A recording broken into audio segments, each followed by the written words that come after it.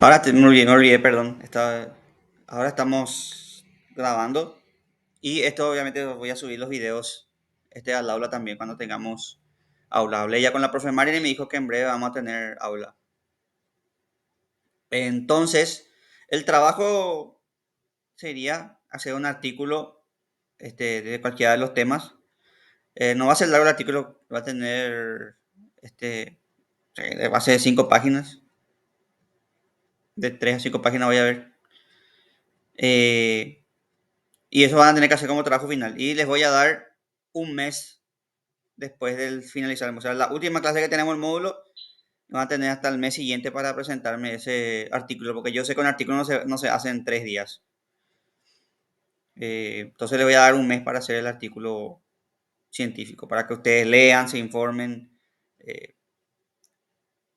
el objetivo de esto es evaluar que ustedes pueden hacer que tienen los conocimientos para buscar en las fuentes. Entonces, ese es el objetivo. Y la capacidad de ustedes para investigar. Sé que está de más decir porque ya estamos todos posgrados, somos adultos, pero eviten el uso de la inteligencia artificial porque hay detectores de inteligencia artificial y es fácil ver cuando un trabajo está hecho con IA. Y aparte, yo lo que quiero evaluar es la capacidad de ustedes. Se puede usar la IA para mejorar tu reacción a esas cosas, sí se puede usar la IA, pero no para que te hagan ensayo. Aparte, la IA es pésima citando fuentes, entonces no van a poderlo hacer con IA porque van a tener que citar sus fuentes ustedes. Y la IA es pésima con el tema de las citas. Eh, y no siempre es fiable lo que te pone como bibliografía la IA. Entonces, eviten eso.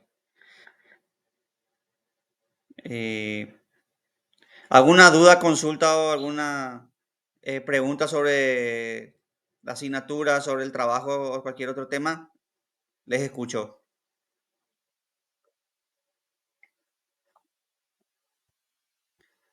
¿Hay alguna pregunta?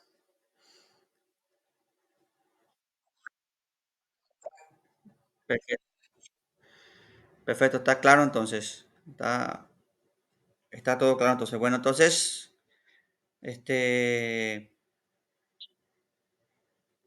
veo que este es un grupo multidisciplinario, o sea, hay gente de varias carreras. Eh, eh, Veo porque lo ubico a algunos de otras. Eso me gusta que haya un grupo multidisciplinario. Entonces, espero que cada uno de ustedes aporte desde su disciplina con sus conocimientos.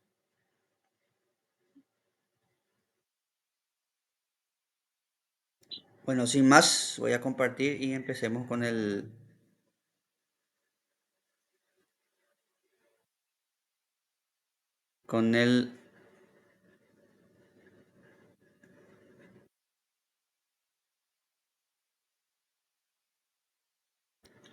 Pueden ver la presentación.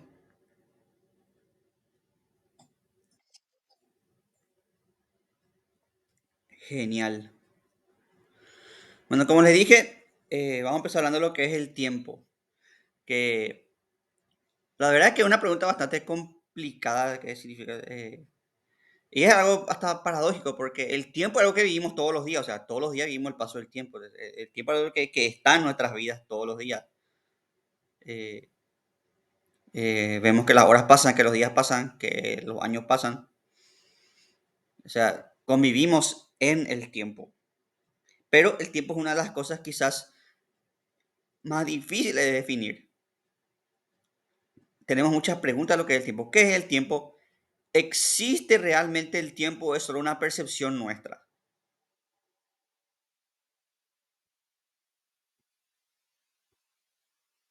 Nunca se preguntaron ustedes eso. Sí. ¿El tiempo existe? O sea, ¿es algo objetivo el tiempo o es solamente una percepción nuestra? Eh, ¿Es algo real el tiempo o es solamente una abstracción que usamos para medir las cosas? Es difícil definir el tema del tiempo.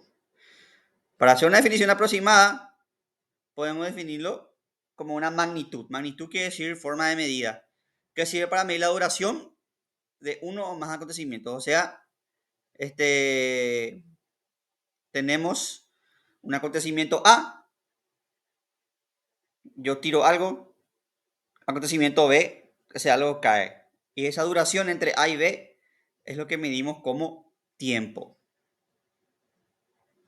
Eh, acontecimiento A, yo camino hasta la puerta, acontecimiento B, yo llego a la puerta. El lapso entre que yo camino y entre que yo llego es lo que definimos como tiempo. Y el tiempo es fundamental porque nos permite a nosotros ordenar el día en secuencias. Si yo le pregunto a ustedes qué hicieron ayer, ustedes van a decir, me levanté, me tomé un café, me fui al trabajo. Van a hacer una secuencia de hechos, como una cronología. Y ustedes saben que los historiadores trabajan con la cronología, con el tiempo.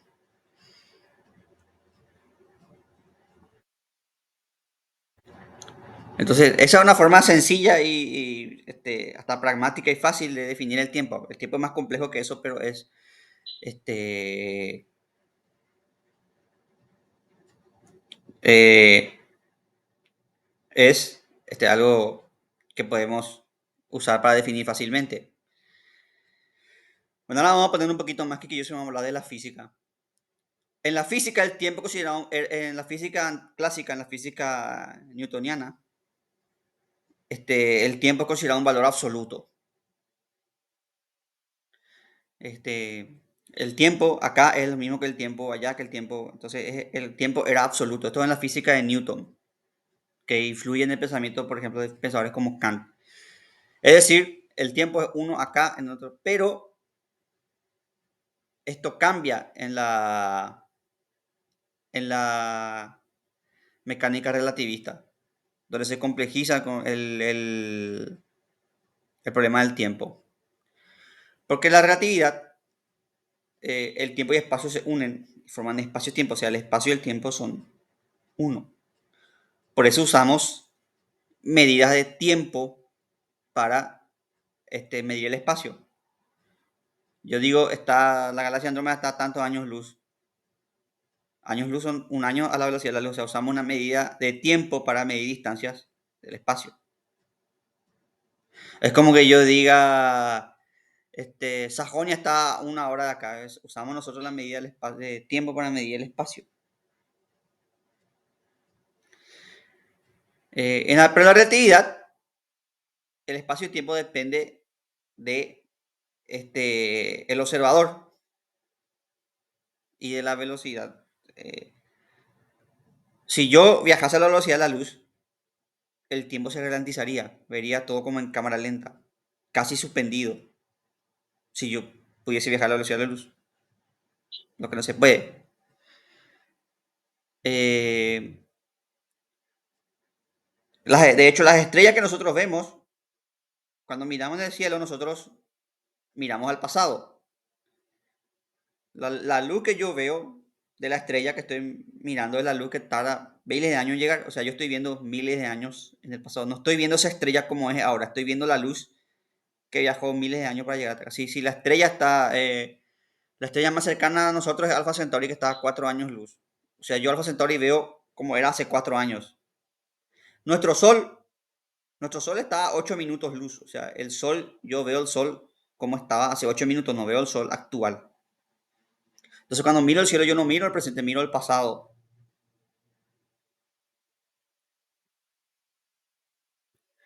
¿Por qué? El espacio-tiempo. Si yo viajase a la velocidad de la luz, y por eso está sé que suena un poco confuso y es un poco de física. Por eso está la idea esa del cohete. Si yo viajo en un cohete y vuelvo, voy a encontrar a todos viejos, porque para mí no va a pasar el tiempo, pero para el que se quedó sí va a pasar el tiempo. Esto es lo que se explora, por ejemplo, en Interestelar, la película esa muy buena película de Christopher Nolan, Interestelar. Eh,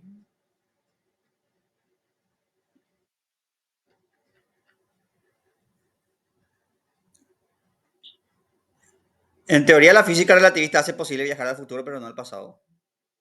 O sea, vos podés viajar al futuro si obviamente, todos nosotros estamos viajando, de hecho, estamos viajando al futuro a un segundo por segundo, a un segundo sobre segundo estamos viajando al futuro, cada segundo es un segundo.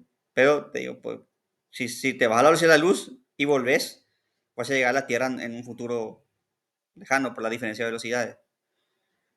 Lo que es imposible es viajar al pasado, porque para viajar al pasado se requiere superar la velocidad de la luz y eso requiere una energía infinita, lo cual es un imposible. Para cualquier objeto que tenga masa para superar la velocidad de la luz requiere para solamente alcanzar la velocidad de la luz requiere una energía infinita. Por eso la luz es una constante. La velocidad de la luz es insuperable porque para superar esa velocidad tenés que tener energía infinita y una energía infinita ustedes saben que es un imposible. Viola las leyes de la física.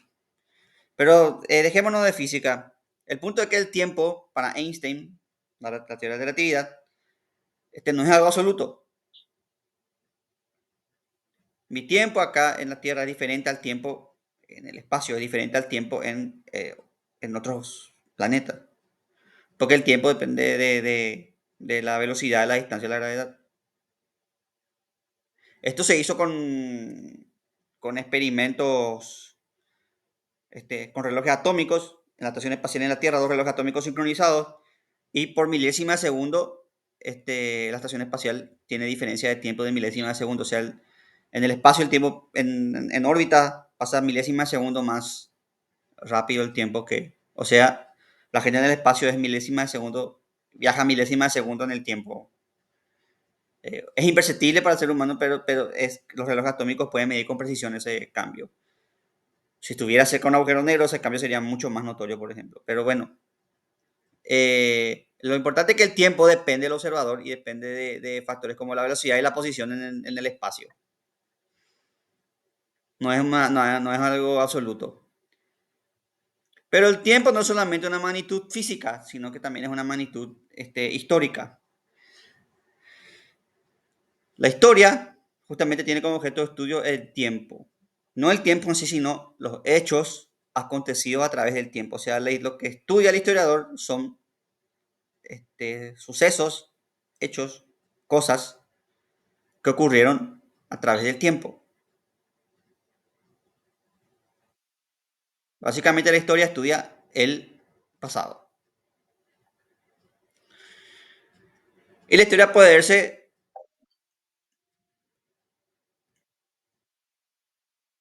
y la historia puede verse de varias maneras.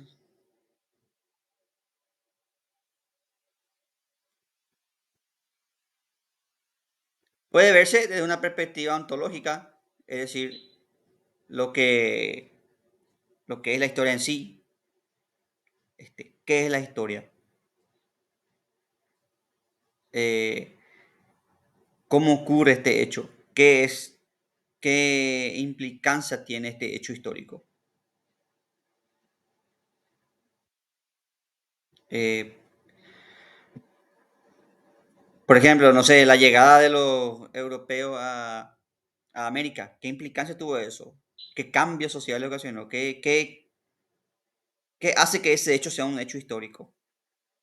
Esa es la historia como ontología, es decir, la historia en sí. Pero también se puede estudiar la historia como un hecho natural complejo. Es decir, tenemos la historia así como una especie de causa y consecuencia. Eh, el asesinato del archiduque Francisco de Fernando causó la Primera Guerra Mundial, lo que causó la derrota de Alemania, lo que causó el Tratado de Versalles, lo que causó la Segunda Guerra Mundial. Pues, una serie de causa y efecto, como si vos estuvieras en un tablero de ajedrez y vos mueves una ficha y causa. Entonces puede como una serie de sucesos, de hechos naturales complejos. Pero también la historia se puede ver como una epistemología crítica, cuando la historia se encarga de hacer crítica a la historia misma. Son tres niveles de hacer historia. Esto, por ejemplo, plantea un historiador que se llama Rossem. ¿Qué es la epistemología crítica de la historia? Es cuando vos decís, ¿por qué estudiamos historia? ¿Quién escribe la historia? ¿Con qué finalidad se escribe esta historia? porque no es solamente que la gente registra por algo. ¿Qué intención, qué intención tenía Julio César cuando registró su conquista de las Galias? ¿Qué intención tenía este, eh, qué intención tenían los padres de la independencia cuando elaboraron las cartas de independencia, el acta de la independencia?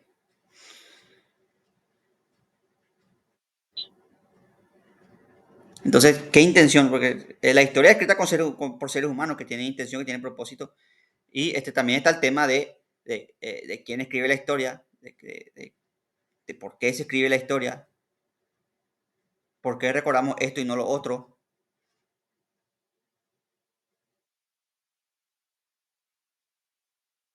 Entonces, citando Nueva Rasen, hay tres niveles de la historia. El nivel más bajo es decir, por ejemplo, eh, Bruto mató al César, pero después ya tenés que preguntarte por qué Bruto mató al César. Lo mató por gloria personal, lo mató para intentar salvar la República Romana, porque César estaba acumulando demasiado poder. O sea, ahí tenés la teoría de la historia.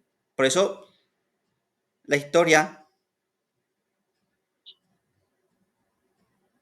sí, esa es una frase muy común, la historia la escriben los vencedores. Eh, Por eso la historia es más que solamente el hecho. A mí siempre me da rabia pues, esa noción vulgar de que la historia es solamente Colón llegó a América en 1492. Eso es cronología. Vos tenés que hacerle hablar al hecho, tenés que hacerle hablar al documento, tenés que hacerle hablar al testimonio. Porque la historia implica eso que se vivió, eso que estuvo ahí, eso que es. Este, no es solamente hacer cronología del hecho.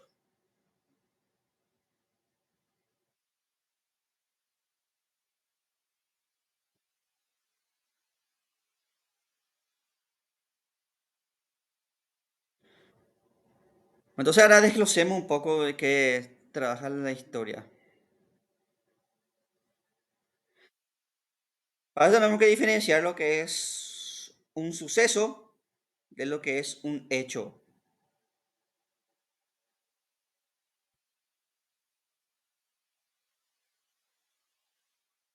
Eh, un suceso es lo que pasa,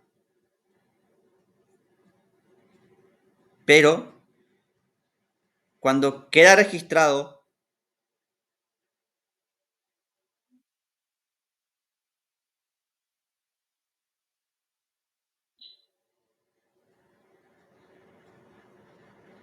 este,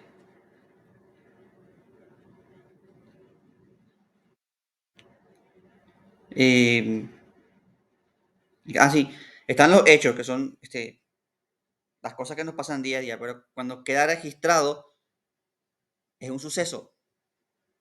Por eso que los sucesos históricos son colectivos. Voy a explicar con un ejemplo personal, después vamos a ejemplos históricos. Usted, en su día a día pasan por un montón de cosas, pero, o sea, el hecho que vos tomaste tu café eso no es un hecho, o sea, no es algo que va a quedar registrado, que vas a recordar en la historia. Ahora, las cosas excepcionales que te pasan en tu día, sí pueden contar como un suceso, porque algo extraordinario que te pasó en tu día, algo, este, no sé, cuando ustedes hacen un recuento de su vida, este, no se acuerdan ustedes de, no sé, qué desayunaron el martes 26 de junio del 96. A menos que ese haya sido un día importante, ¿verdad? Pero no se acuerdan de ese. Pero si yo le pregunto a ustedes, no sé, dónde estaban cuando se murió Argaña, por ejemplo, es probable que ustedes sí se acuerden qué estaban haciendo cuando se murió Argaña. No sé si están entendiendo la diferencia.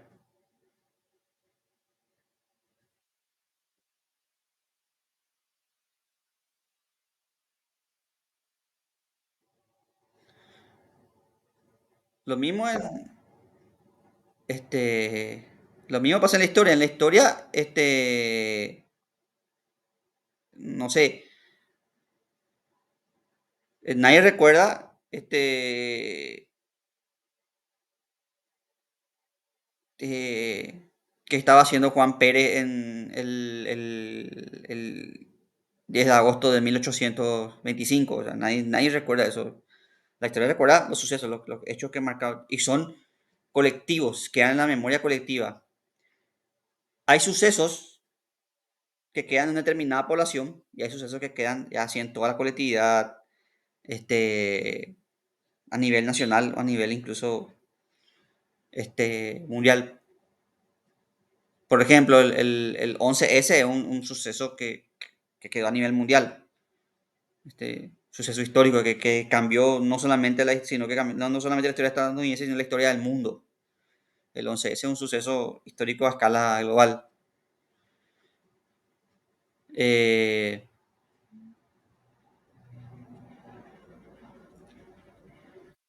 en cambio, el, el, no sé, el asesinato de esta chica, que fue hace poco, es algo que conmocionó a nivel local. No, no hizo eco, por ejemplo, en Nueva York. Eh, Hay también sucesos que son más bien comunales, por ejemplo, las festividades patronales, son cosas que son sucesos más bien comunales. Y acá les di el ejemplo, por ejemplo, un terremoto. Un terremoto puede ser un hecho cotidiano de la vida, pero hay terremotos que quedan registrados en la historia. Por ejemplo, el terremoto de México en el 86, fue uno de los más grandes, este, y se convirtió en un suceso histórico y algo que conmocionó a la comunidad mexicana, por ejemplo. Entonces, para que un hecho sea un suceso, tiene que quedar impregnado en la memoria colectiva. Entonces, por tanto, los sucesos históricos son algo colectivo, son algo que afecta a la colectividad. En cambio, los hechos son cosas que pasan naturalmente, transcurren naturalmente en el día a día.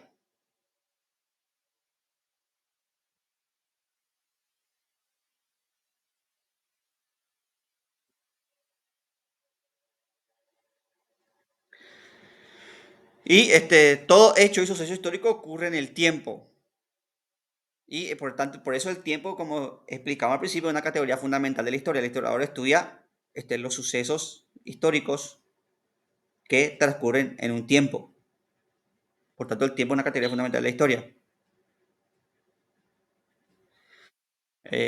La historia puede ser entendida, puede comprenderse como una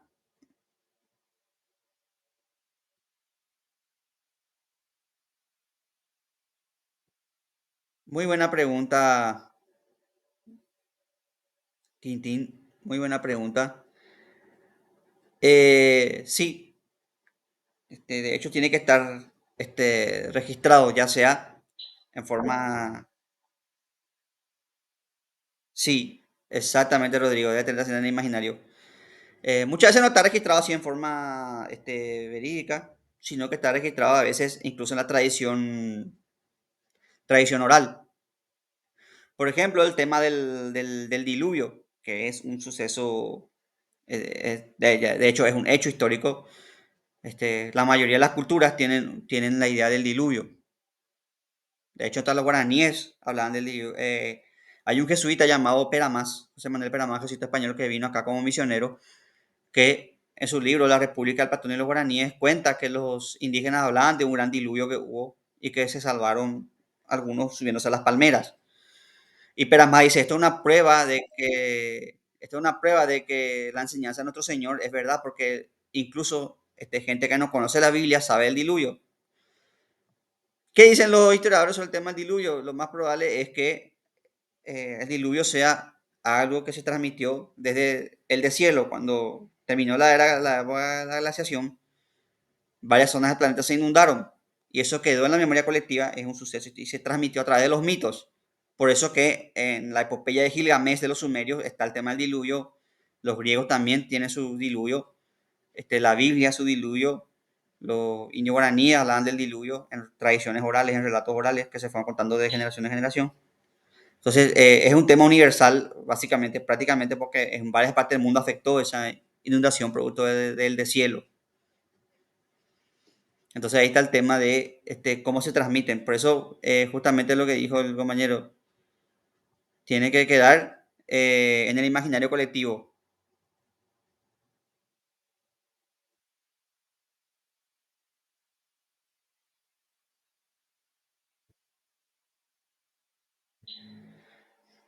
Ahora la pregunta es, ¿el suceso histórico es imaginario? O sea, es algo que depende de la cultura social, o sea, es algo social prácticamente, es algo humano. Pero el tiempo es algo físico. El tiempo es algo objetivo independientemente de ese suceso. O sea, los sucesos transcurren en el tiempo. Los sucesos son algo colectivo, son un fenómeno colectivo.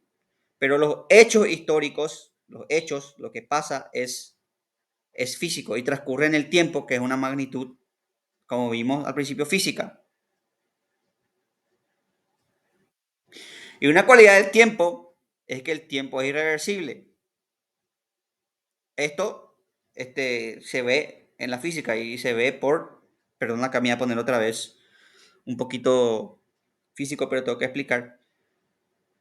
El, la irreversibilidad del tiempo, lo que se conoce como la flecha del tiempo, la irreversibilidad del tiempo, se ve en la física a través de dos cosas que son el principio de entropía y la tercera ley de la termodinámica. El principio de entropía es que las magnitudes, los fenómenos físicos pasan a un estado este, ordenado a un estado entrópico. Voy a explicar de toda forma fácil. Si yo tengo un huevo, si yo tengo un huevo y arrojo el huevo al piso, ¿qué va a pasar con el huevo que yo arrojo al piso?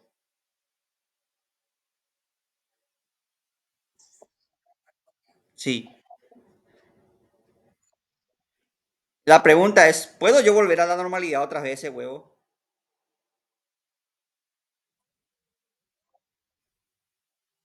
Siguiente pregunta, ¿por qué no puedo volver a la normalidad ese huevo?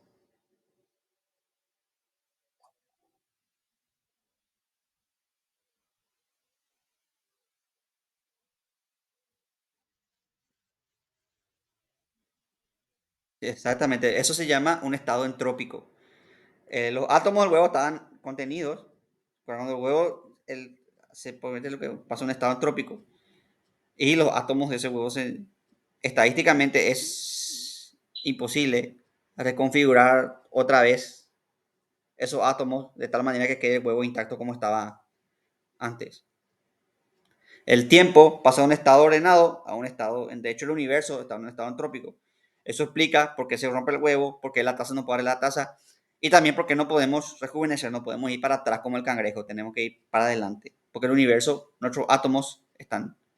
Entonces, nuestro cuerpo está compuesto de átomos, esos átomos no están siempre ordenados y con el tiempo, por eso las cosas se pudren, se descomponen, envejecen, se deterioran, porque el universo, este,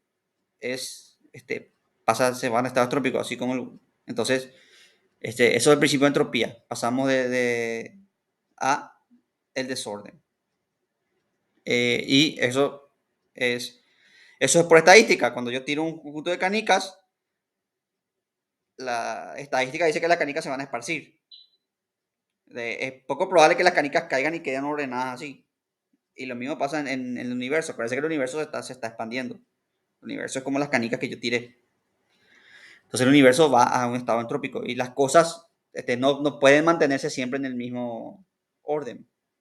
Eh, tiene que, por eso el universo es cambiante, va cambiando y eso explica el cambio, explica. Y también está la tercera ley de la termodinámica, que es que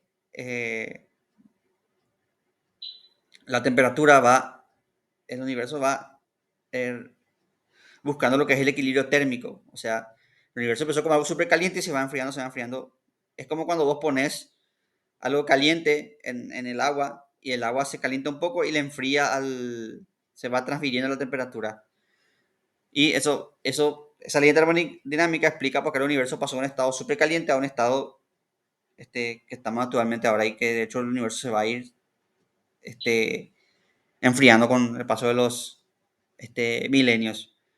Entonces eso hace que pase de caliente a frío y que no pueda volver el frío al... Entonces el universo, básicamente por estos dos principios, quiere decir que el universo no puede volver a donde estaba antes. Por eso el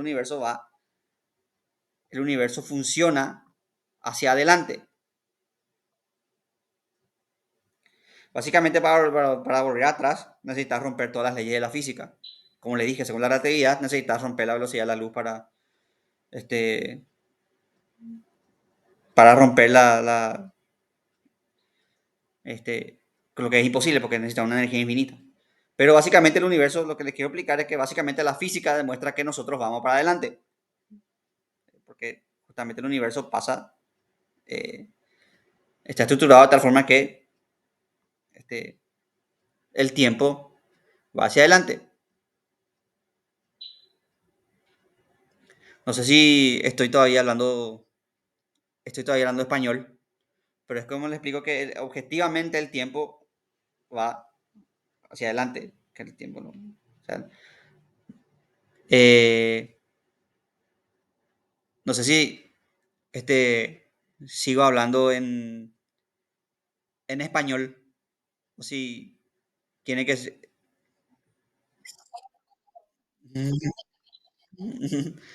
Gracias. Entonces es por eso.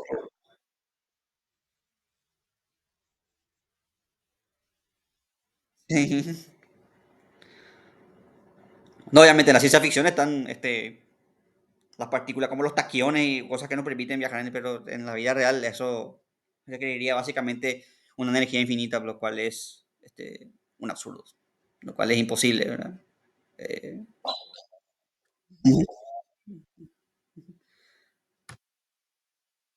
Ahora, a diferencia del tiempo físico, el tiempo histórico es el tiempo del hombre, o sea, es un tiempo establecido por,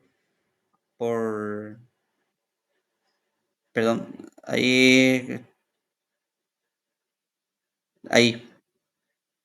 ahora se puede ver. El tiempo histórico es un tiempo establecido por el hombre, o sea, solamente el hombre establece eso. Por eso el hombre es el sujeto de la historia, porque obviamente es el hombre. Hablo de hombre como humano, no hablo de hombre como individuo, sexo masculino, aunque existe también el tema de la historia de género que dice que los hombres escribieron la historia, pero no nos vamos a meter en eso ahora. Pero los hombres como sujetos históricos son los que escriben la historia. Hombre, ser humano, Homo sapiens, ser humano. Eh, ¿Por qué? Porque solamente el hombre tiene conciencia histórica. Los animalitos tienen noción del tiempo. O sea, a un animal vos le das comida y él se hace una idea de a qué hora vos le alimentar. Y te esperan a la hora. Cualquiera de ustedes que tengan mascota sabe eso, que el animal, si vos le das de comerte la mañana temprano, el animal la mañana temprano te está hinchando ya o sea, pesca más o menos la hora que vos le das de... Pero el animal no tiene noción histórica. ¿A qué me refiero con eso? No, no vas a ver que tu perro o tu gato digan, hoy es un día histórico porque hoy, no, hoy es un día histórico porque hoy mi humano me dio pollito en vez de darme la purina de siempre. No, no hay esa conciencia histórica del animal. Solamente el hombre tiene conciencia histórica, este, es consciente de ese pasado, presente y futuro. De hecho, el animal no tiene una predicción del futuro y el animal tiene una noción básica del pasado, o sea, él usa, pero así como su hora de comida, todo lo que le sirve para la supervivencia es parte de su memoria, pero el animal no tiene memorias, pero no tiene conciencia histórica. El animal no es consciente de la historicidad de las cosas. El animal no vive la historia. El humano es el que hace, el que registra y el que vive la historia, porque tiene noción de lo histórico. Para explicar esto voy a remitirme, hay una hermosa fábula de Sopo. Sopo era un fabulista griego, que nos remite a la pregunta de quién escribe la historia. En la fábula, es la fábula del hombre y el león, se van un hombre y un león caminando y para ver así quién es, entonces empiezan a hablar así de la superioridad de cada uno. Y en eso pasan y ven una estatua en donde un hombre está abriendo las fauces de un león. Y eh, ahí el hombre le dice, ¿ves? Esta estatua prueba la superioridad que tenemos nosotros sobre las bestias. Y el león le responde, te aseguro que si los leones pudiésemos hacer estatuas, eh, estaría el hombre en las fauces del león y no agarrando las fauces del león. Entonces es el hombre el que hace la historia. Pero también esta fábula nos remite a quién hace la historia y quién escribe la historia.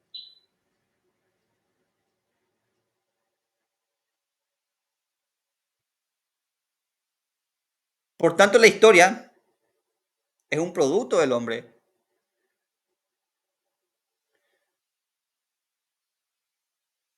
Entonces nosotros este, somos protagonistas y escritores a la vez de la historia. Hacemos y protagonizamos la historia. ¿Por qué? Porque nosotros somos conscientes del paso del tiempo.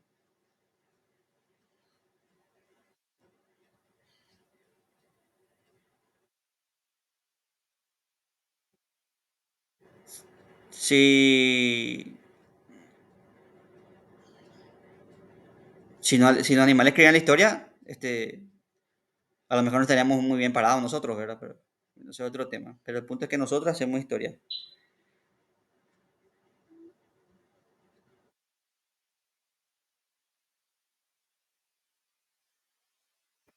Por eso, la historia es solamente relevante en la medida que nosotros le elevamos a hechos históricos. Y acá he hecho la pregunta que les vuelvo a repetir. ¿Quién dice que esto, cómo se establece el suceso histórico? ¿Por qué nosotros recordamos esto y no lo otro? ¿Por qué damos este hecho histórico en historia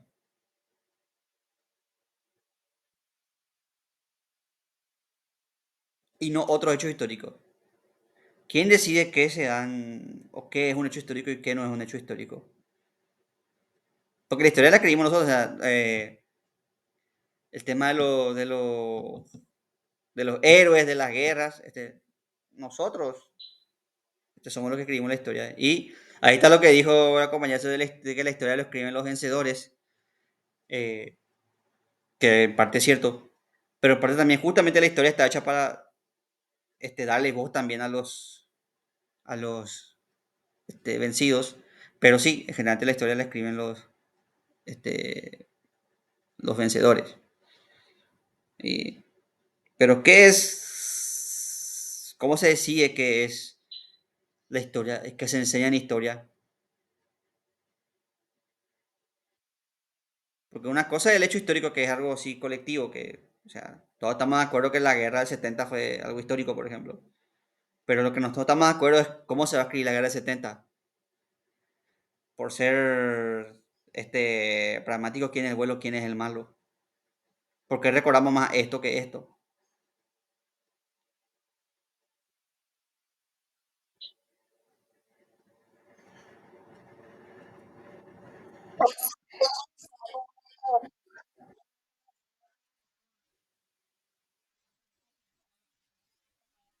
Sí,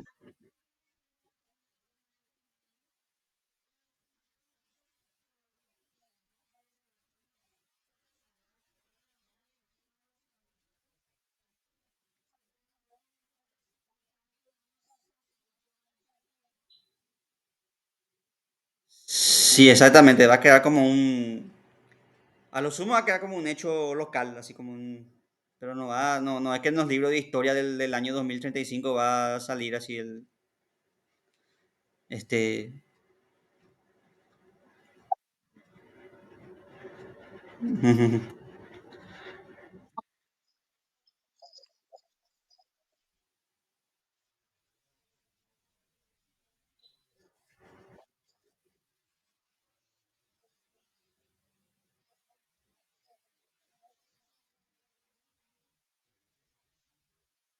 Exactamente.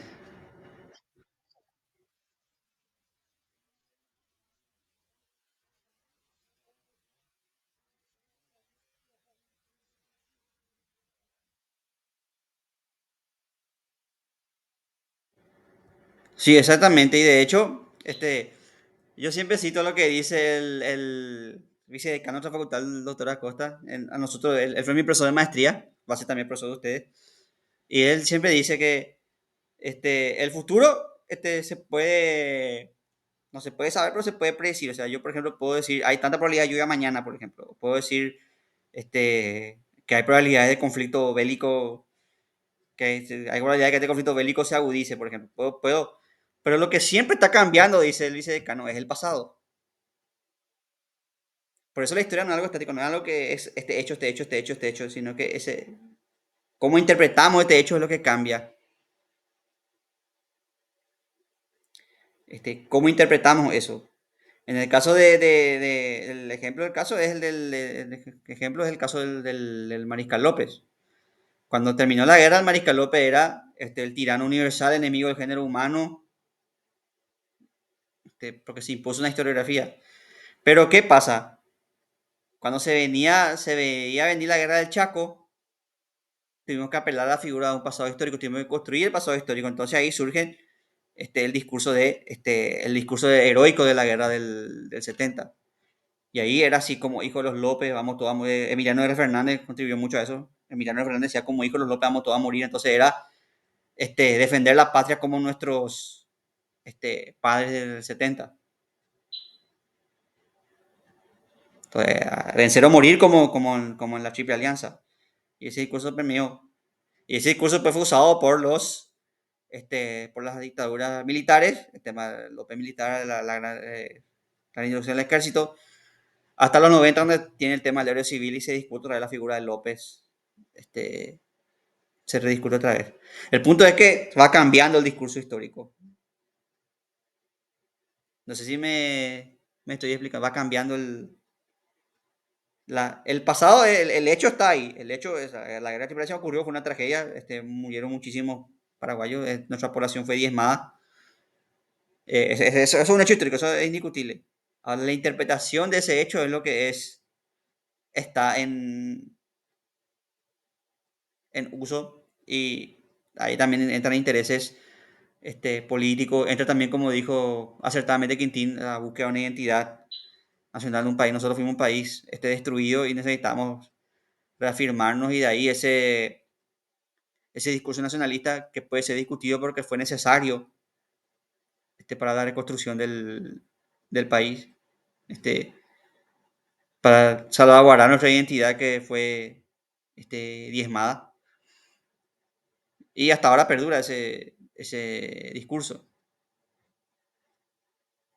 Eh, y la discusión historiográfica, obviamente.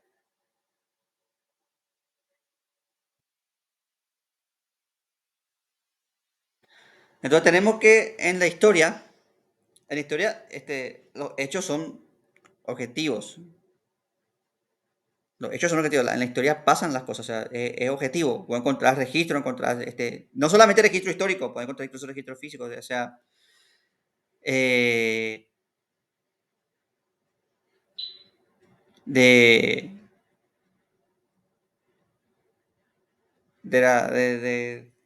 de la extinción de Pompeya. Sí,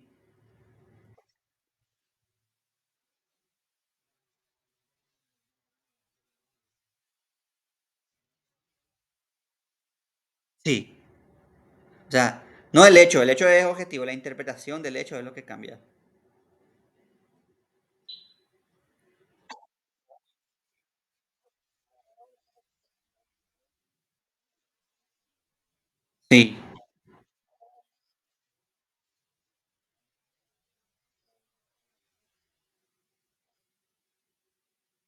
exactamente.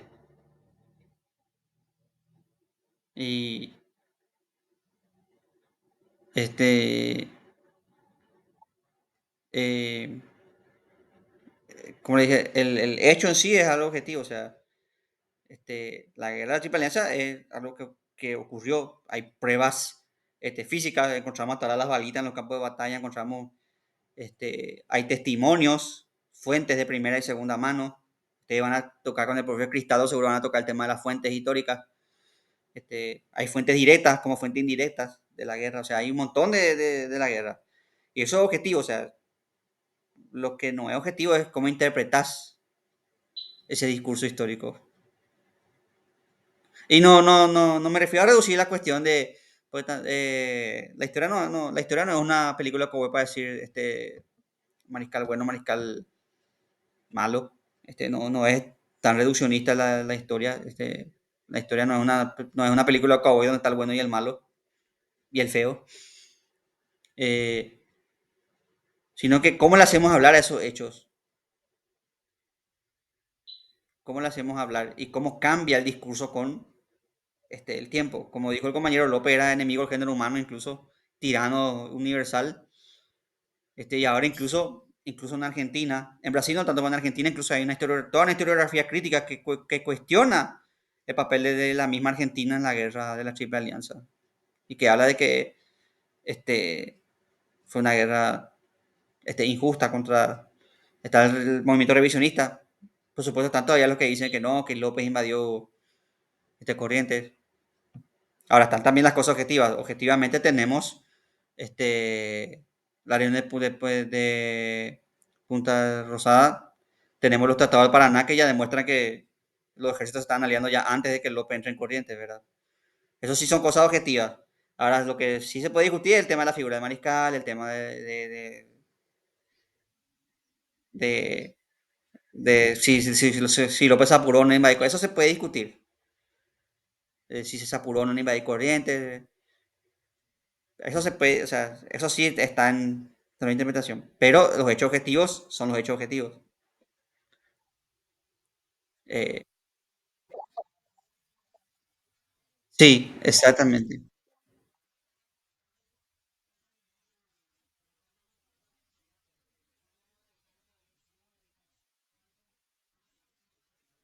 Sí,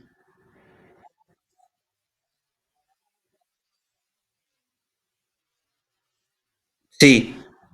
De hecho, están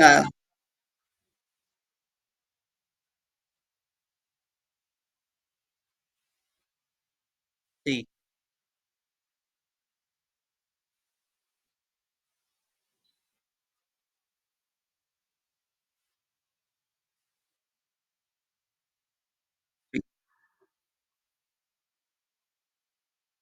sí. Está también las cartas del ministro Thornton al ministro de Relaciones Exteriores en Uruguay que le dice que hay que empujar a la Paraguay a la guerra. Eso es objetivo, o sea, eso no es. Ahora, la interpretación de eso sí es, pues, este, cuestionar el papel del mariscal, puedes cuestionar el por qué no fuimos a la guerra, eso se puede, pero los documentos están como vos decís.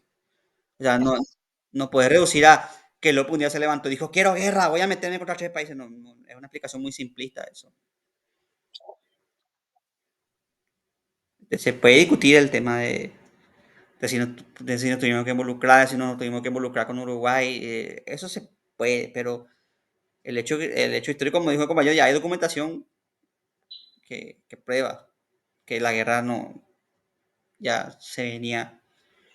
Eh, entonces tenemos los elementos de la historia, que son el concepto histórico, que es lo que se obtiene por generalización. O sea, vos observás los hechos y conceptualizás. Y partís de categorías antropológicas, filosóficas. Entonces ahí conceptualizás lo que pasó en la histórica.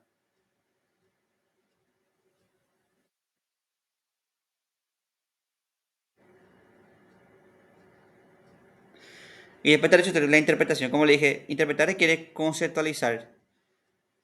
Eh, por ejemplo, el término genocidio es un término que como historiador te tiene que saber manejar, eh, y que hay que tener cuidado con usar. Muchos hablan, por ejemplo, de que los españoles, este, cuando vinieron a América, cometieron un genocidio, lo cual es una apreciación errónea, porque uno, ese hecho no estaba conceptualizado, o sea, no existía el término genocidio, y dos, que genocidio implica un exterminio sistemático, estructural y consciente de la población. Y los españoles se vinieron a mezclar acá con... Entonces, no, sí podemos decir que hubo grandes campañas de exterminio, por ejemplo. Se puede decir, obviamente se puede decir que hubo campañas de exterminio, se puede decir que hubo... eh, pero el término genocidio es... básicamente, el genocidio básicamente un fenómeno del siglo XX. Se puede hablar de genocidio armenio, de genocidio de la Shoah, de los genocidios judíos. Algunos hablan, por ejemplo, de que lo que pasó en el Congo belga fue un genocidio. Eso está un poquito más discutible. Sí, quería hablar, Quintín.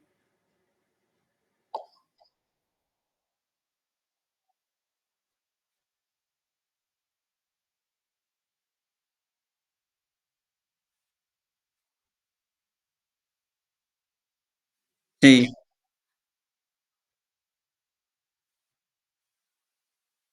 eh,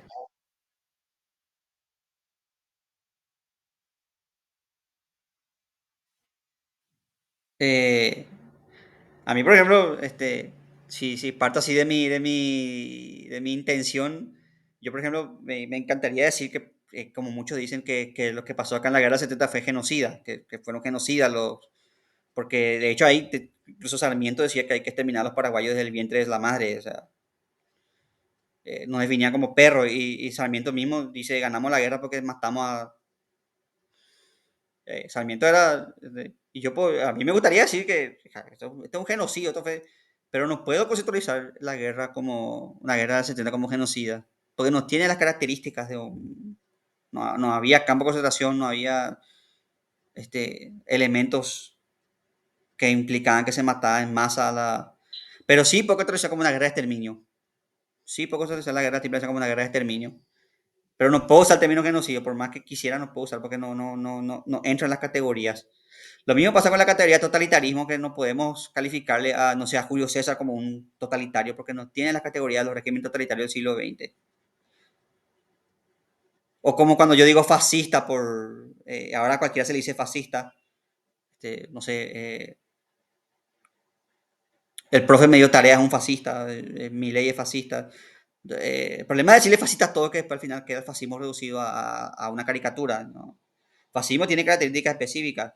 Puede decir que hay algunos gobiernos que usan categorías del fascismo, pero no podemos definir a cualquier gobierno como fascista.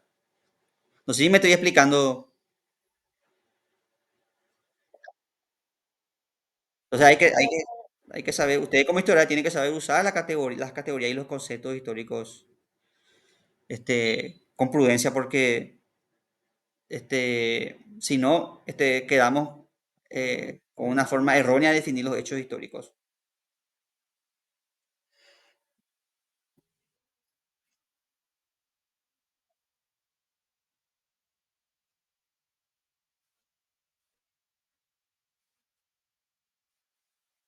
Sí,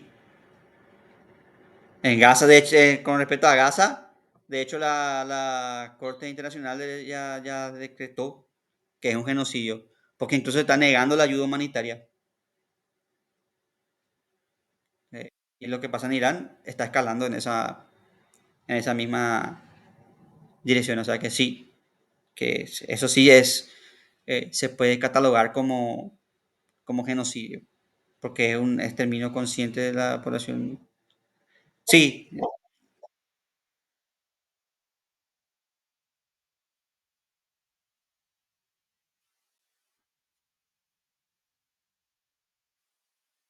sí, exactamente. Pero ¿quién está pagando? ¿La población civil está pagando? el plato roto. No, en realidad,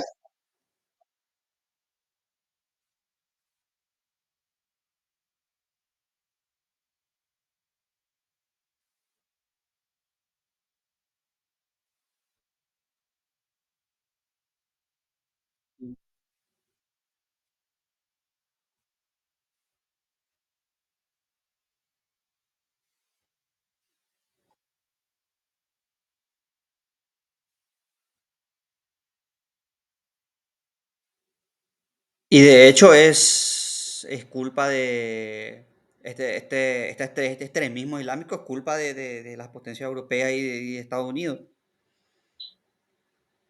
¿Ustedes nunca vieron Rambo 3? Sí, ahí dice en memoria de los mujahidíes, o sea, de los valientes mujahidíes. Los mujahidíes son los talibanes. De hecho, son los estadounidenses los que le entrenaron a Osama y compañía para combatir los rusos. Sí, Osama puede hacer el quilombo que hizo en Estados Unidos porque él conocía, porque fue entrenado por la CIA. Él se sabía todas las maneras, entonces por eso pudo hacer el quilombo que hizo en Estados Unidos. O sea, ellos crearon el extremismo islámico, o sea, no crearon, pero le dieron alas al extremismo y ahora están... eh, y con esto de que Israel está, entonces, obviamente, más ciudadanos se fundan al extremismo porque se sienten amenazados, como vos dijiste, y más ciudadanos se van al extremismo. Entonces, es complejo este tema geopolítico, religioso.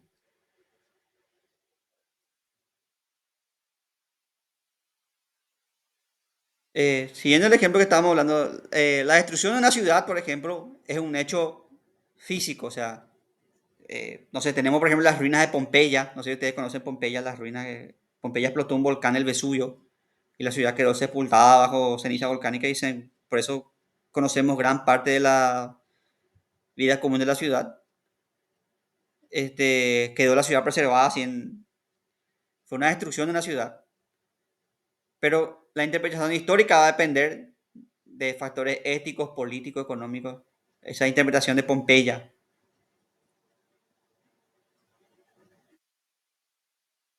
¿Cómo interpretamos la destrucción de Pompeya? ¿Como un símbolo de la decadencia romana?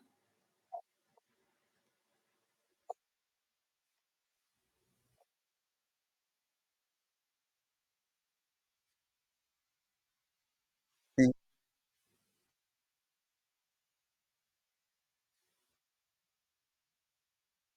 Sí, exacto. Eh, lo mismo este, la caída de cualquier ciudad, la caída de Roma, de Tenochtitlan. ¿Cómo interpretamos ese hecho histórico? O sea, el hecho es objetivo, pero cómo interpretamos el hecho es... Ahí está el tema. ¿La caída de Roma qué fue? ¿El fin de una civilización gloriosa o fue la suma de todas las decadencias del imperio este, romano? San Agustín, por ejemplo, interpretaba como que Roma se acercó, se alejó de su lado espiritual y se acercó a su lado material y por eso la civilización romana decayó, porque dejó de lado lo espiritual por lo material. Entonces, Roma pasó de ser así la ciudad del derecho romano, eso pasó a ser el circo romano, las orgías en las fiestas bacanales.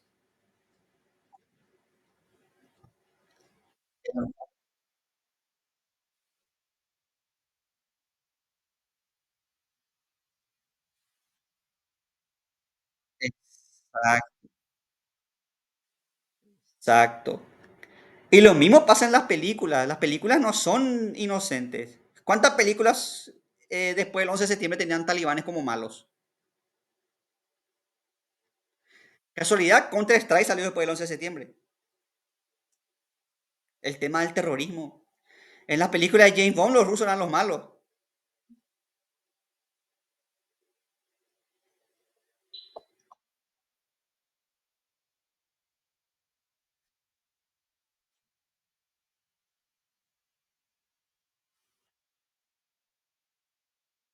Sí, exactamente. Y te puedo asegurar que ahora, las nuevas películas, vamos a ver que los malos van a ser otra vez rusos o chinos. Vamos a ver quiénes son los malos ahora. Pero el tema del terrorismo, Counter-Strike, en los videojuegos Counter-Strike, en el Resident Evil 5 los malos eran terroristas que traficaban con el virus. Y así, tenés y ahí está, volvemos otra vez a la pregunta, ¿quién narra la historia y cómo se registra cómo se interpreta un hecho histórico como el 11S o la Guerra Fría?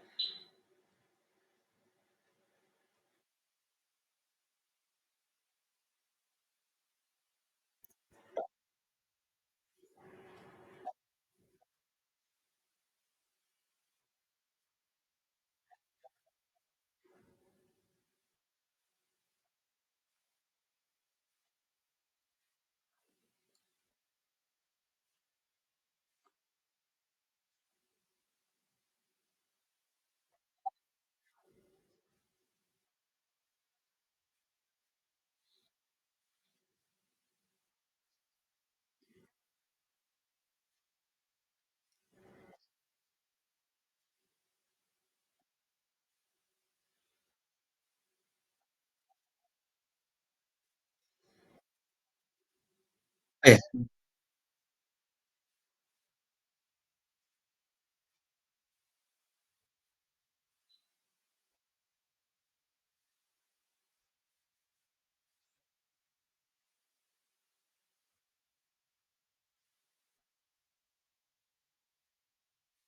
sí,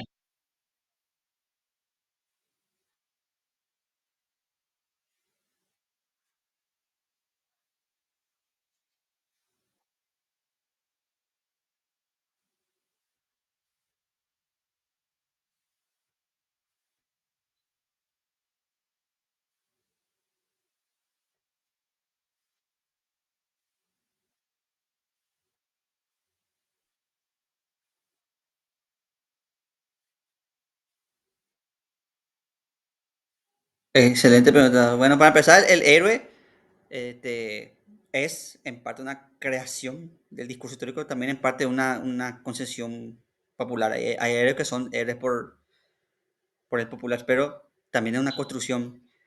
Un ejemplo que me viene el caso que vos decís es el tema de, por ejemplo, Bernardino Caballero.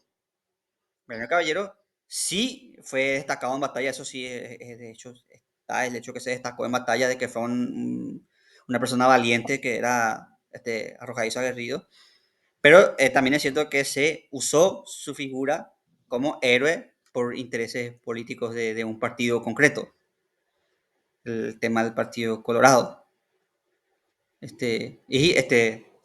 Se resalta su aspecto heroico y se restringen otros aspectos de su vida que no convienen hasta al discurso histórico.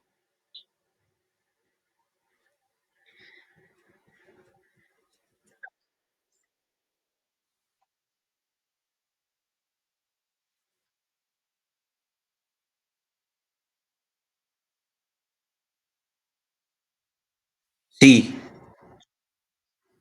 ¿Mm? Y entonces ese juego, hay intereses políticos. Tam- También hay personas que son muy queridas por la comunidad y que se tienen un estatus así básicamente mitológico, así eh, que quedan en la memoria colectiva como héroes, eh, que la misma comunidad le dio un estatus heroico. Vicente, te escucho.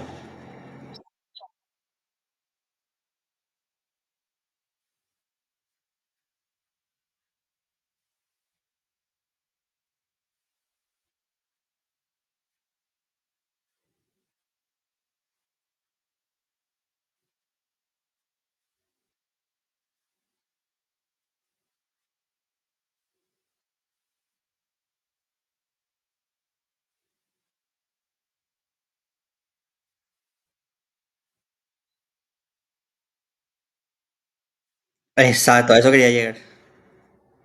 Sí, seguí hablando. Exacto, eh, yo no vamos a discutir acá porque es un discurso medio maniqueo el tema de héroes y villanos, una discusión histórica que no tiene sentido, pero sí es cierto, por ejemplo, en el caso de Mariscal y Bernardino Caballero, que de acuerdo a los intereses pues, se resalta o se denigra la figura histórica. Voy a poner otro ejemplo, el tema de los próceres.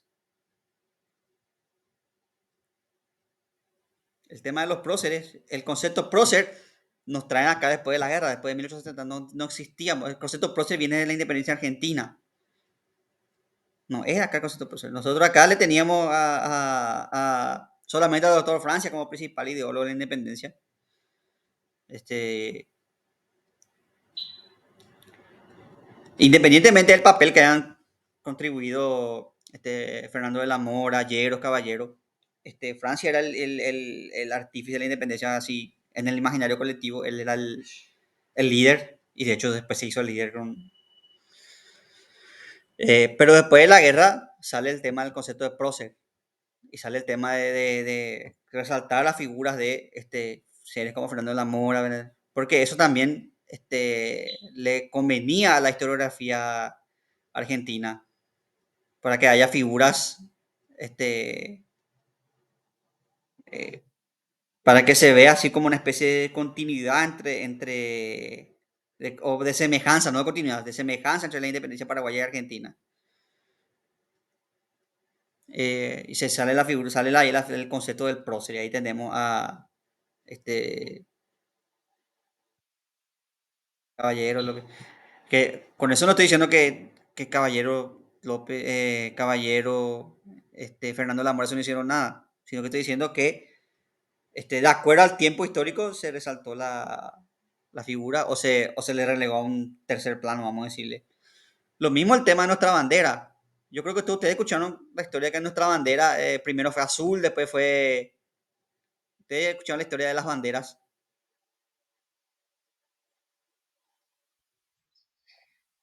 Ustedes saben que esa historia no es verdadera. No hay ni un documento, nada que avale que existió más de una bandera acá en Paraguay. Nada. No hay ni una documentación histórica que sustente eso. Eso de la bandera también fue inventado después de la guerra del 70. ¿Por qué? Porque nosotros teníamos la tricolor.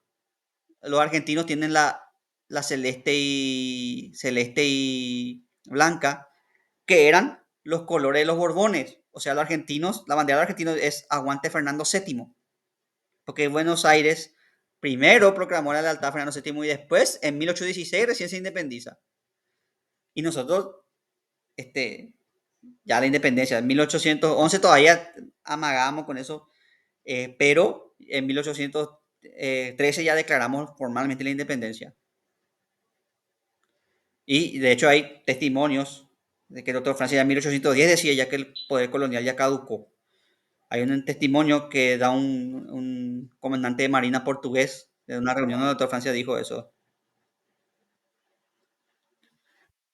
Exacto, y entonces la historiografía argentina no quiere admitir que nosotros ya éramos república, entonces es como decir ustedes, no, ustedes también eran, por eso es la bandera azul, la bandera no sé qué, no, eso es, no hay documentación histórica, no hay sustento histórico de eso, no existe, eso es un invento,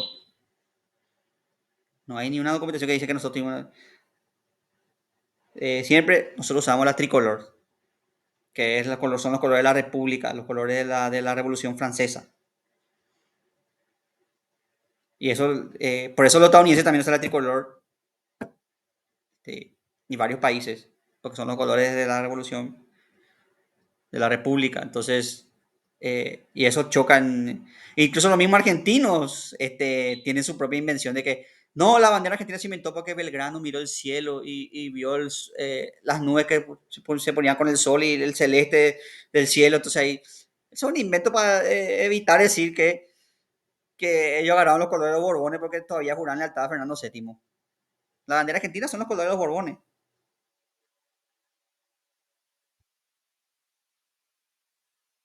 Y entonces el tema de la bandera es un invento, el tema de que nosotros tuvimos varias banderas. Y como dijo la compañera, hasta ahora se- sí,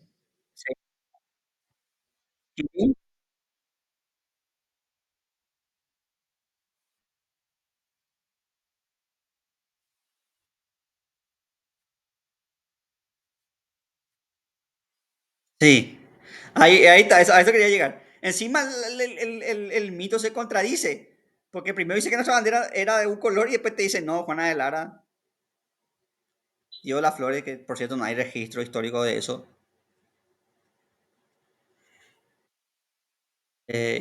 que flores rojas, blancas y azul y por eso es la bandera. Entonces ven que incluso las invenciones se contradicen así.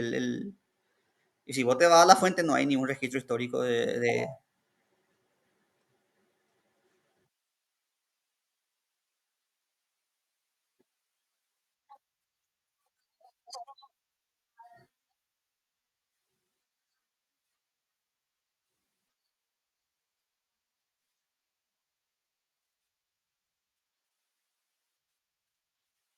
Sí, el tema del escudo era Raquel.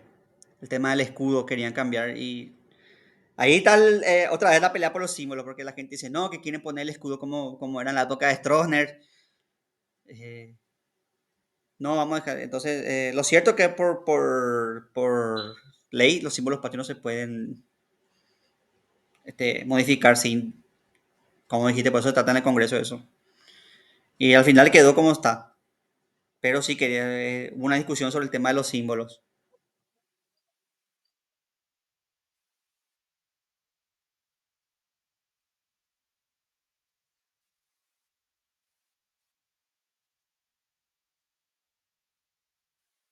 Sí.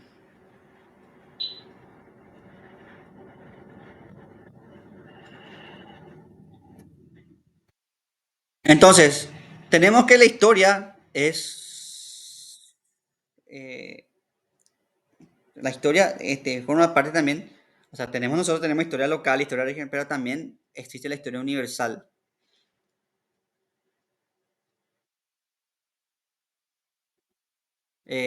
Aunque la historia es realizada por individuos, acá está el tema del papel del individuo en la historia. Lo cierto es que la historia es una construcción de la sociedad, de lo social, y también interviene el género humano. Así como nosotros tenemos nuestros hechos destacados,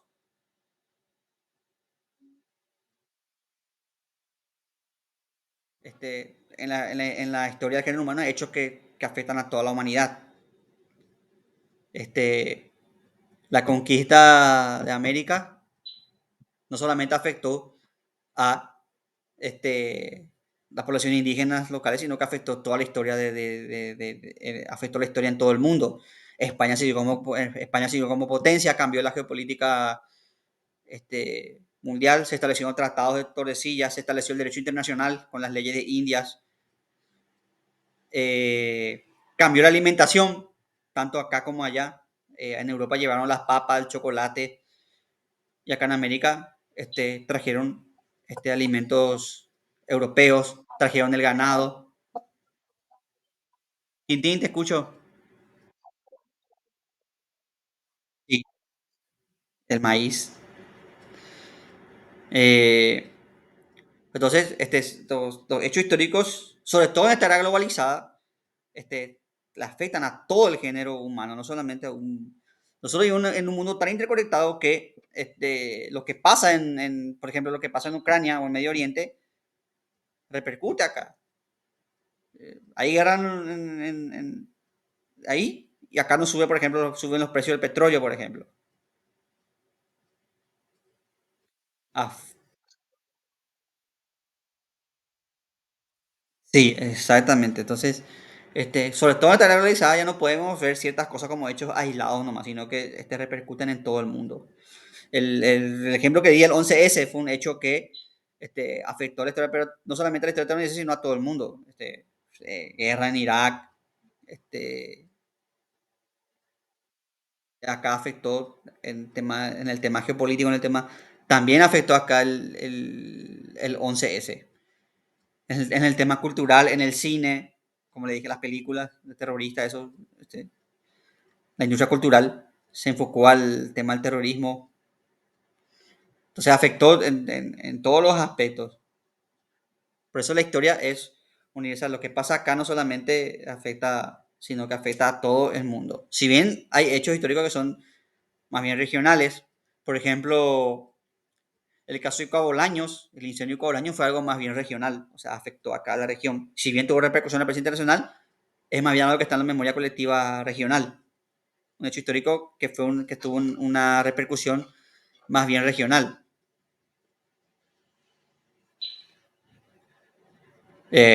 Muchos dicen que también influyó, incluso muchos dicen que tuvo repercusiones políticas porque influyó en este, el ascenso, por ejemplo, de movimientos de izquierda y de cosas que en el 2008 se tradujeron en triunfo después de mucho en el fin de la hegemonía colorada. No fue la única causa de eso de David Bolaños, pero fue sí una causa eh, para cuestionar el gobierno vigente y contribuir al detrimento del coloradismo en esa época, ¿verdad? Pero sí, afectó regional, pero no tuvo una repercusión, vamos a decir, universal, como por ejemplo el 11S. O,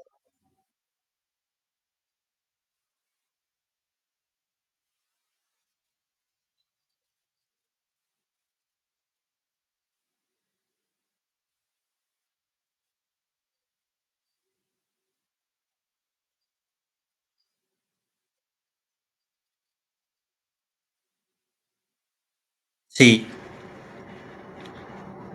no solamente los viajes, el tema del internet, eso también cambió. Estamos en un internet más controlado, más que después del 11S. De hecho, si yo ahora agarro mi internet y escribo así, ¿cómo hacer una bomba molotov? Google le va a enviar una alerta y voy a figurar yo mira, este tipo está, entonces pasa cualquier cosa y ese tipo estaba buscando cómo hacer una bomba molotov. Cuando vos entras en ciertas páginas, eso se va en alerta, eso genera una alerta. Y eso después del 11S, aumentó la vigilancia, aumentó el... Entonces repercutió en todo el mundo el 11S.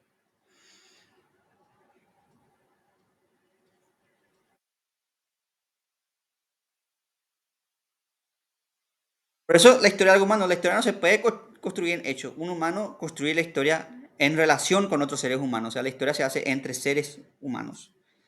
No hay una historia, incluso el individuo se desarrolla en una colectividad. O sea, cuando hablamos de los grandes protagonistas de la historia, no sé, por citarle el doctor Francia, el doctor, no sé, Mariscal de Tigarribia, son gente que no son personas aisladas, sino que vivieron en un contexto histórico, con influencia histórica, este, o sea que la historia se construye, si bien hay un papel del individuo en la historia, eso no podemos aislar, o sea, hay individuos, por ejemplo, Napoleón jugó un papel fundamental en la historia universal, derecho napoleónico, cambió básicamente el mapa de Europa, Napoleón, cambió la historia militar,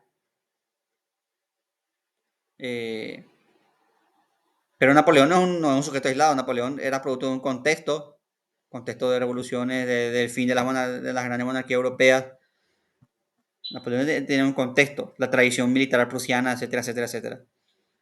Eh, lo mismo el doctor Francia tenía un contexto. El doctor Francia venía en el contexto de las ideas de la ilustración, la decadencia del sistema colonial, el aislamiento que sufrió el Paraguay.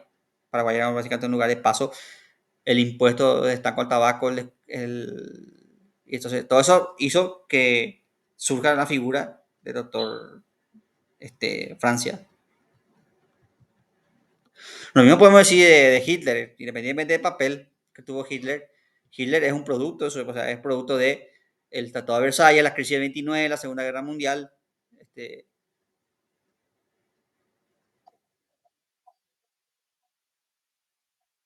entonces, existe el individuo que juega un papel en la historia, Sí, la Revolución Rusa repercutió a nivel mundial.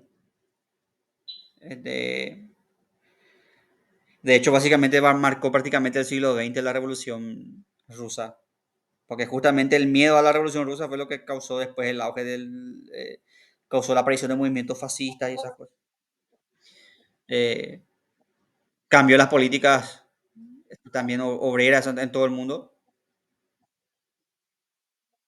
Tuvo mucha repercusión la Revolución Rusa. Hasta en la carrera espacial influyó la Revolución Rusa, así que con eso ya tienen idea de la repercusión. Entonces,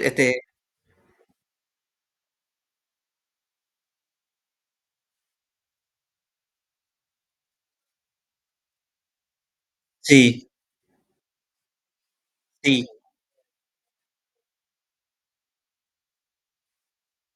exactamente.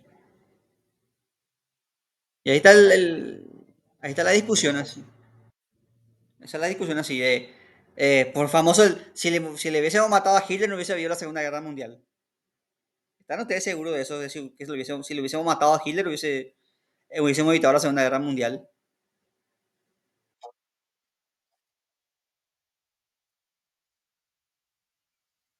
Sí,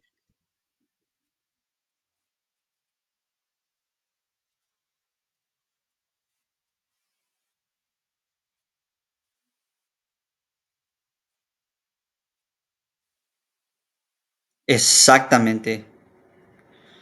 La crisis 29, el Tratado de Versalles que fue muy injusto con Alemania, etcétera, etcétera. Había un clima que favoreció y si no era Hitler iba a ser otro. Por eso le repito, la historia no es así, esa causa-efecto no es, este, nace Hitler Segunda Guerra Mundial, no, son varias causas, como un río que tiene varias ramas, son varias las causas. Los hechos históricos no son tan sencillos como, pasa esto, entonces esto es consecuencia, sino que hay varias causas. Volviendo a la Triple Alianza, no es que López dijo, invadió Corriente y ahí empezó o sea, hay varias causas de la guerra de la Triple Alianza. La situación de la división de las colonias, la no unificación de Estado argentino, el conflicto entre argentinos entre provincia y metrópolis, este, el quiebre de los tratados después de que Brasil invadió Uruguay, la lucha entre Brasil y Argentina por la hegemonía en la región. Todas esas son causas de la guerra de la tribu, o sea, no puede, y lo mismo, eso podemos tener a cualquier hecho histórico. La independencia no es porque un día se levanta Francia y tomando su mate dijo, yo quiero ser libre. Hay varios factores de independencia. El deterioro del sistema colonial, el estanco del tabaco, el descontento de una clase criolla, las invasiones napoleónicas que le depusieron a Fernando VII. Hay un montón de causas. No es que el doctor francés se levantó y tomando su mate dijo, la puta, estoy molesto, voy a independizarme. No ocurre, la historia no ocurre así. No funciona así la cosa. Es complejo, los hechos históricos son complejos de explicar, no es... eh, y aparte de la explicación está la interpretación, o sea, la explicación se da de su manera interpretada. El hecho histórico se interpreta, vos tenés que hacerle hablar al texto. Exactamente la invasión inglesa del Río de la Plata, gracias por hacerme acordar de eso, es otro hecho importante.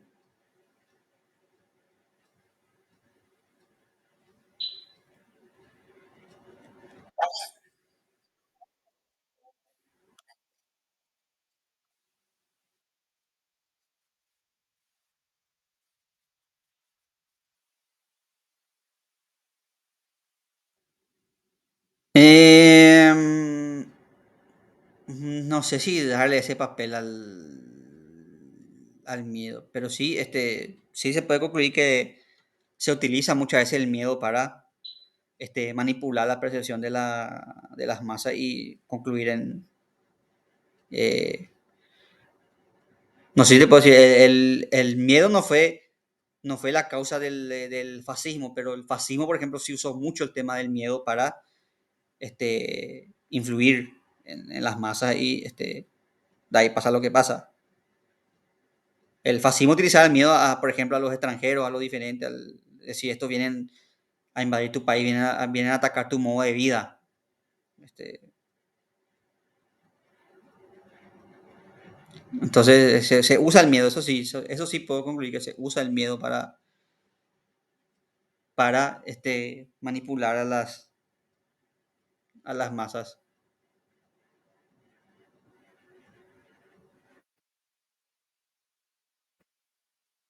Entonces, como vemos, el tiempo es fundamental a la hora de construir la historia. De hecho, es la herramienta, es el mármol con el que el historiador esculpe hace su escultura, vamos a decir.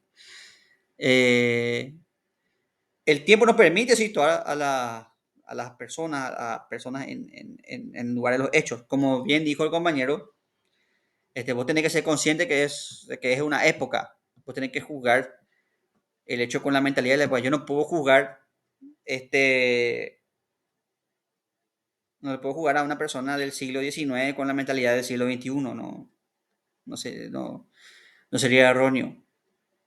O sea, sería erróneo decir que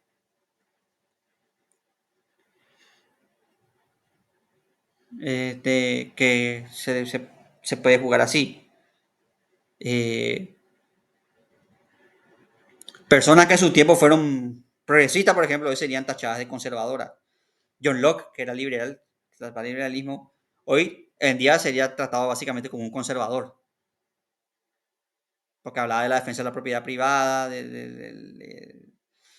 sería básicamente un conservador hoy, John Locke. Este, y siendo que su época era un progresista para su época. Eh, entonces vos tenés que ser consciente. Con eso no digo que tenés que decir, ah, no, pero era así la época, sino que tenés que ser consciente que era una época y que era eh, época donde la percepción era distinta. Por ejemplo, el tema de la niñez y la adolescencia.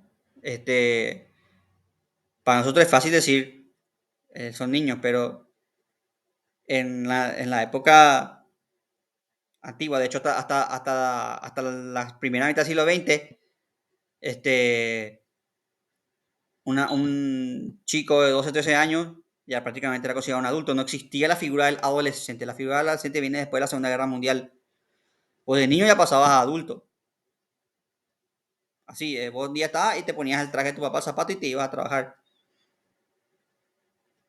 este, en la época de la primera revolución, cuando vino la revolución industrial, había chicos de 13, 14 años trabajando en fábricas de carbón, por ejemplo. Eso se considera explotación infantil. De hecho, es explotación infantil. Pero en esa época no existía el concepto de adolescente y vos básicamente pasabas de ser niño a ser un... Por eso es complejo analizar, por ejemplo, casos como Acostañú, la batalla de Acostañú donde pelearon niños, que por cierto es mentira que se usaban los niños para cubrir la retirada. El ejército parece que dio dos columnas y los aliados atacaban la columna de los niños. Se dieron, justamente para retirarse se dieron dos columnas, los aliados atacaron. No es que los niños se quedaban a cubrir la retirada. Eso está ya, si vos analizás la estrategia militar. Y aparte que este,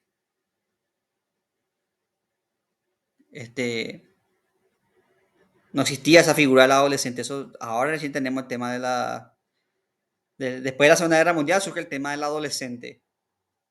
¿Por qué? Porque se dieron cuenta las investigaciones, sobre todo Piaget, eso se dieron cuenta que el cerebro tarda en madurar y que hay un periodo que entre los 18 y 21 años el cerebro recién llega a su madurez. Entonces ahí surge el tema de la niñez y adolescencia. Surge ese tema. Pero antes no existía eso. Antes vos, si eras mujer, eras niña hasta que tenías tu primer periodo y ahí ya eras mujer. Y a los 15 años te hacían una fiesta ahí donde te ponían un uniforme y ya estabas lista para casarte. Y si eras hombre a los 12, 13 años, bueno, mi hijo, ponete tu saco y anda a trabajar en la fábrica con papá. Vos tenés que ser consciente que esa era la época. Con eso no estoy diciendo que tenés que decir que estaba bien, que estaba mal. No podemos hacer ese tipo de juicio. Pero tenés que ser consciente que era la época. Y cuando, por ejemplo, jugamos culturas como la de los guaraníes, No podemos decir, estos indios guaraníes eran degenerados porque las nenas de 12 años ya tenían hijos, eran todos unos degenerados. No podemos jugar así porque no existe, la noción de niño y de adulto, su cultura son distintas a las nuestras. Ahora, obviamente nosotros sabemos por la ciencia de que una nena de 12 años es muy riesgoso que tenga hijos. Sabemos que no tiene la madurez necesaria, ni psicológica ni física. Obviamente eso nosotros sabemos con la ciencia, pero no sé si me estoy dando a entender. Y nosotros cuando estudiamos historia tenemos que ser conscientes de esos discursos históricos. Y tenemos que ubicar a la persona en los hechos y analizar de manera completa las causas y consecuencias y relaciones entre esos eventos, que como le dije no siempre son simples, no es sencillamente eh, no es sencillamente Hitler invade Polonia Segunda Guerra Mundial. Como le dije, como vimos ya, son causas más complejas.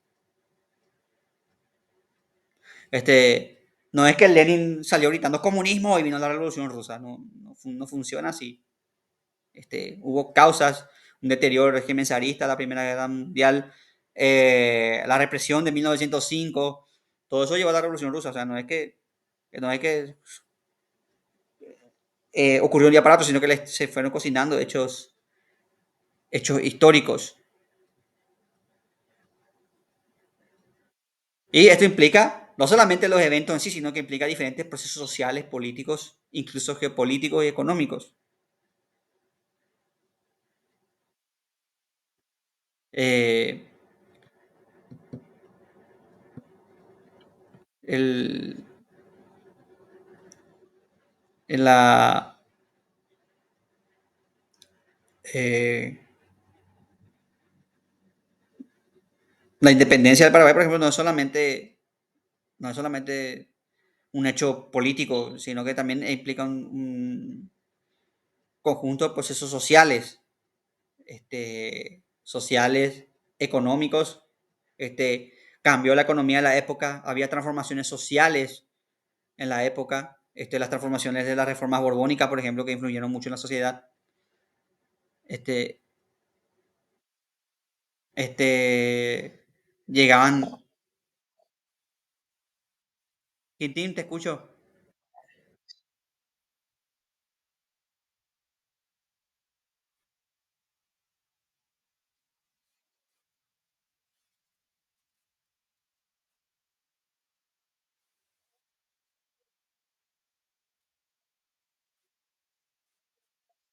Sí, exacto, o sea, como le dije, no fue que el doctor Fuentes estaba tomando su mate y dijo quiero ser libre y había todo un clima regional, social, político, había una crisis institucional en España que repercutió en América y en todas las regiones. Eh, en Buenos Aires ya en 1810 ya hubo indicio de, si bien se independizaron recién en el 16, en 1810 ya hubo y eso causó eco acá. Y de hecho acá hubo una asamblea y ahí donde dije que Francia ya habló de que el poder colonial caducó. La diferencia es que acá no teníamos como estábamos aislados, no teníamos esa burguesía incipiente, entonces eso nos obstaculizó, pero también nos ayudó porque al no tener una casta, vamos a decir, este, nos pudimos apoyar en los sectores populares para hacer una gesta de independencia. Nosotros, a diferencia de los argentinos, no teníamos una casta, este, no había el tema del porteño versus el provinciano, acá no había eso. Pero como esa casta no tenía representante, recayó todo en el doctor Francia, recayó la figura, en una figura, en un individuo, pero no es que el doctor Francia se levantó y dijo, yo me voy a independizar. Como bien explicó Quintín, era un clima incluso regional, no solamente del Paraguay.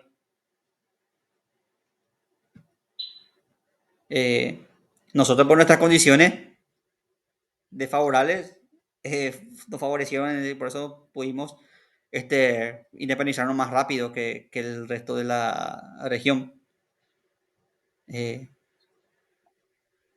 pero sí, en Buenos Aires ya el Cabildo ya se proclamó en 1810.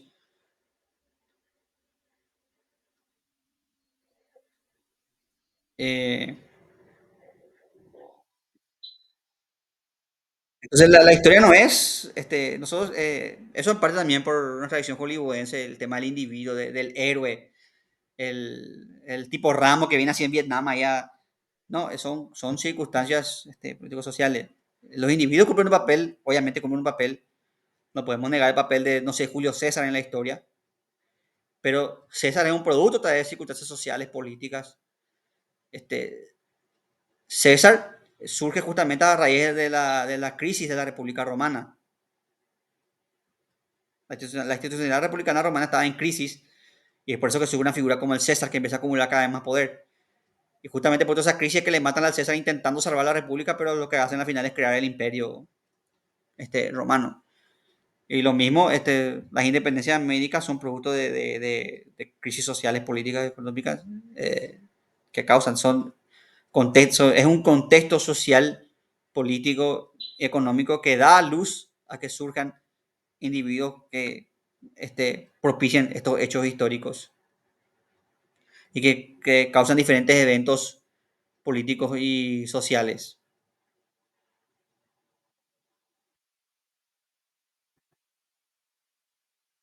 El tiempo por eso el tiempo no es solamente una magnitud física, como, o sea, se entiende como una magnitud física como lo que vimos, el paso pero también el tiempo es una forma de que nosotros tenemos de medir, organizar nuestra historia. Nosotros podemos dividir nuestra historia en Paraguay colonial, el periodo colonial independiente, por ejemplo. O se divide en edad antigua, media, moderna y contemporánea.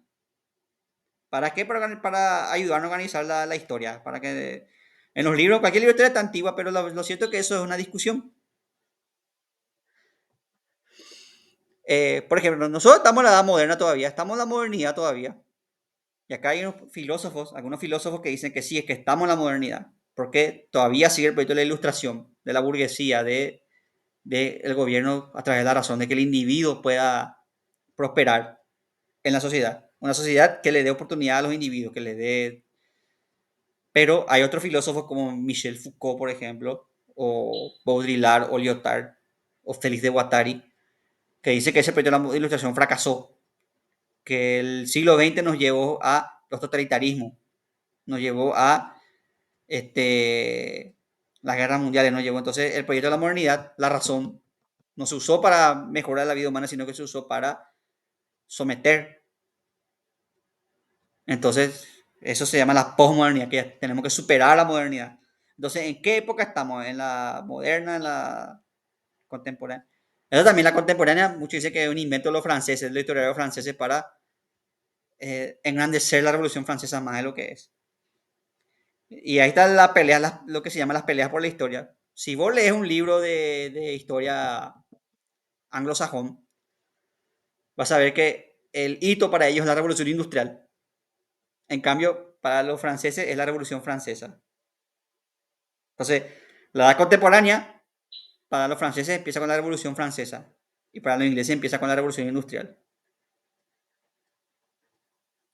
Entonces ahí está, volvemos al tema, quién escribe la historia y con qué intereses se escribe la historia. Y la Revolución Francesa es un hecho objetivo, o sea, ocurrió. Pero ¿qué papel le damos a la historia universal a la Revolución Francesa? Ahí estamos a discusión. Es decir, fue un hecho divisivo en la historia y decir que podemos decir que la edad contemporánea fue con la Revolución Francesa o fue con la Revolución Industrial.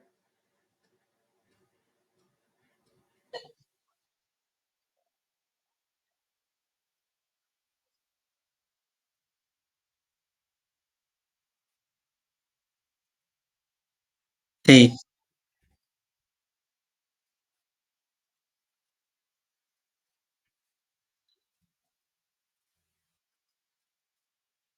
sí. Así como dijiste, no hay un hito propio, porque la Revolución Industrial no es que un día dijeron, vamos a hacer la Revolución Industrial, no surgió así. En cambio, la Revolución Industrial sí tiene un hito, tiene su mística, su lore, vamos a decirle, tiene la Revolución Francesa.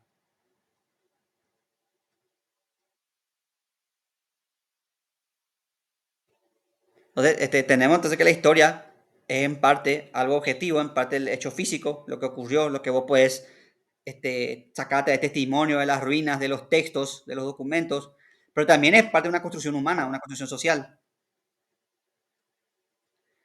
Muy buena pregunta, Williams. Muchos ya hablan de eso, ya hablan de la era, se habla de la era digital, de la era informática, incluso ya estamos hablando de la era de la inteligencia artificial, pero eso es algo que los historiadores del futuro van a decidir. Nosotros, nadie se levantó en la Edad Media a decir, estamos en la Edad Media, hoy empieza la Edad Media, chicos, eso se estableció después, y lo mismo va a pasar con nosotros.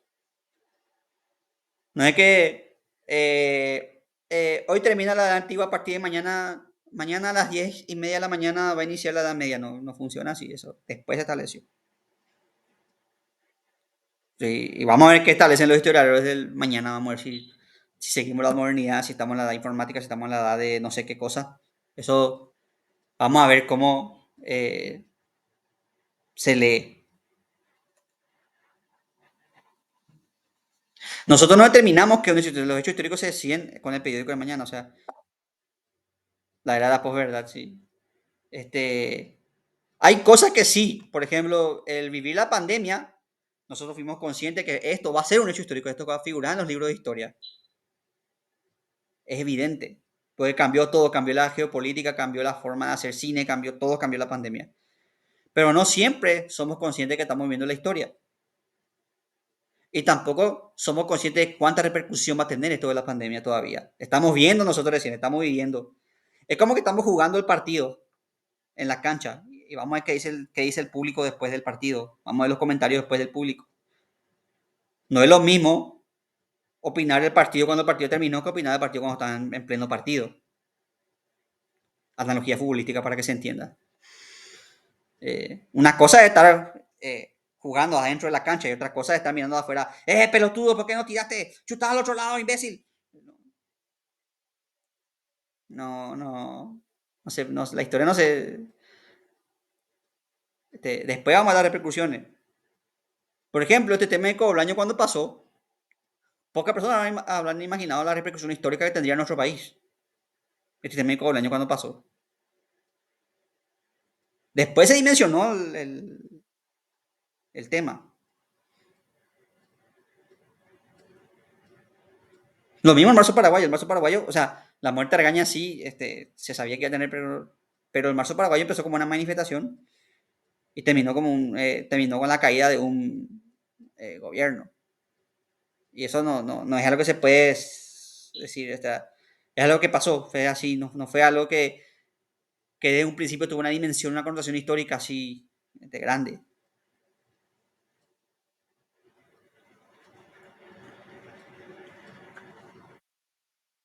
Entonces, eso es lo que quiero resaltar, así que la historia es una disciplina científica porque se basa en hechos. O sea, vos el hecho puedes constatar, confirmar, tener fuentes arqueológicas, tener fuentes orales, tener fuentes escritas, tenés fuentes y la historia trabaja en parte trabaja con hechos concretos, con hechos objetivos, pero el hacer hablar de esos hechos, eso sí es subjetivo.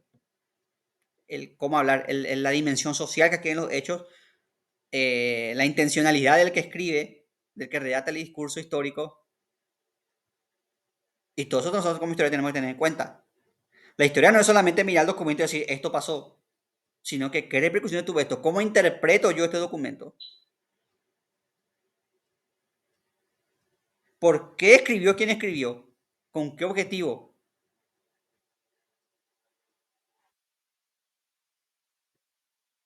Eso es la historia. Con esto damos por terminada la clase hoy. Espero que le haya parecido interesante.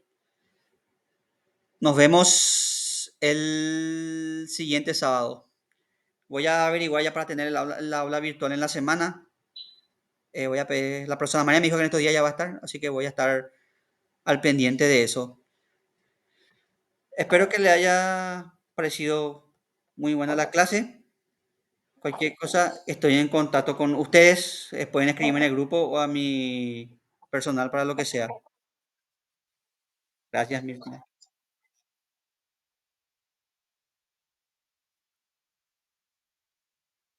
De hecho, eso es lo que yo busco, así que sea